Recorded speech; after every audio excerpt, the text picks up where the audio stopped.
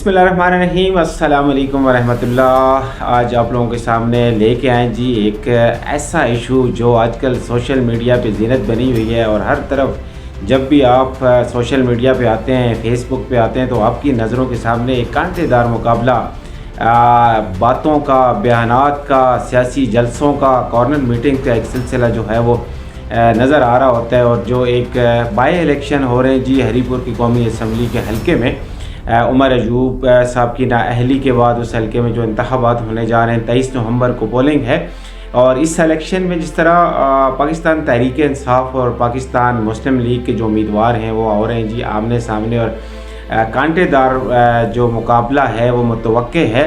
पाकिस्तान मुस्लिम league की तरफ से बाबर नवाज़ जो इससे पहले भी कौमी असम्बली के मेंबर रह चुके और इलेक्शन जो है वो कॉन्टेस्ट कर चुके इससे पहले भी, और पाकिस्तान तहरीक इंसाफ की तरफ से उमर अयूब की जो मिसेज हैं वो कैंडिडेट हैं। और एक्सपेक्ट किया जा रहा है अवामी हलकों में, तज्जिया निगारों में, और एक बहस का एक ऐसा सिलसिला जारी है जिसमें आप अगर ये कहें कि लोगों की राय जो है वो सामने आ रही है कि क्या होगा इस इलेक्शन में।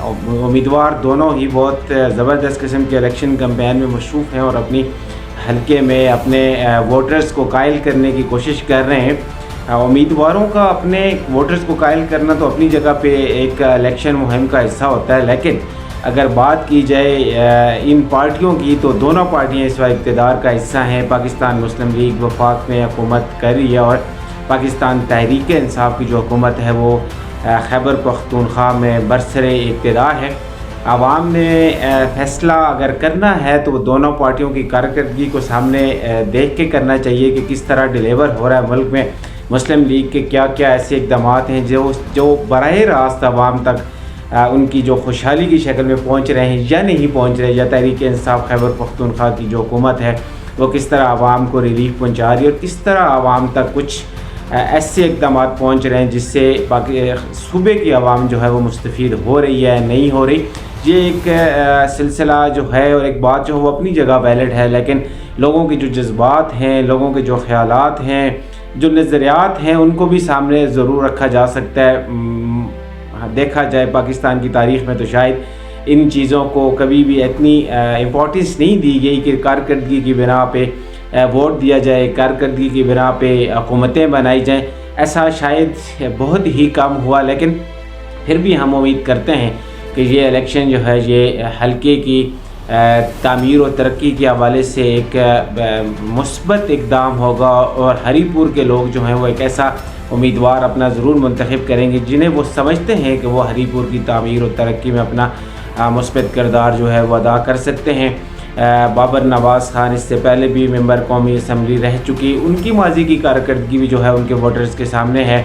और अगर बात की जाए पाकिस्तान तहरीक इंसाफ के कैंडिडेट की और उमर अयूब की जो एहलियाँ हैं वो पहली दफ़ा सियासत में आ रही हैं, लेकिन उमर अयूब कौमी असम्बली के मेंबर रह चुके, वफाकी वज़ीर रह चुके और बहुत सी मुल्क की जो है आम वजारतों पर अपनी खिदमात सर अंजाम थे, जो कि इसी तरह उनके ख़ानदान के जो बाकी लोग हैं वो इस वक्त खैबर पख्तूनख्वा सूबाई हुकूमत का हिस्सा भी हैं और अपने इलाके में और किस तरह वो डिलीवर कर चुके। हरीपुर की तामीर और तरक्की में उनका क्या किरदार रहा। उम्मीद करते हैं कि हरीपुर के जो आवाम है वो अपने इन उम्मीदवारों की माजी की जो कारकर्दगी है उसको सामने रखेंगे।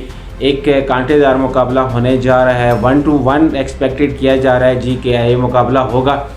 देखते हैं क्या होता है, किस तरफ ऊँट करवट लेता है और क्या नताइज रहते हैं।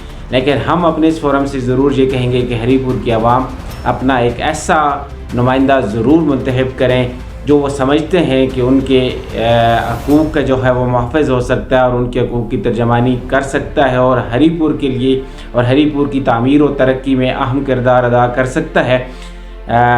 देखते हैं अब 23 नवंबर क्या होते हैं नताइज इस बाई इलेक्शन की और कौमी असम्बली का मेंबर कौन बनता है और किसके सर पे सजता है जी जीत का सेहरा। तो इंशाल्लाह गाय बगाए आपके साथ इस इलेक्शन मुहिम के दौरान और इस इलेक्शन के हवाले से बातचीत जारी रहेगी। अपना बहुत सा ख्याल रखिएगा। इंशाल्लाह दोबारा मुलाकात होगी किसी नई वीडियो, किसी नए टॉपिक को लेके। बहुत शुक्रिया।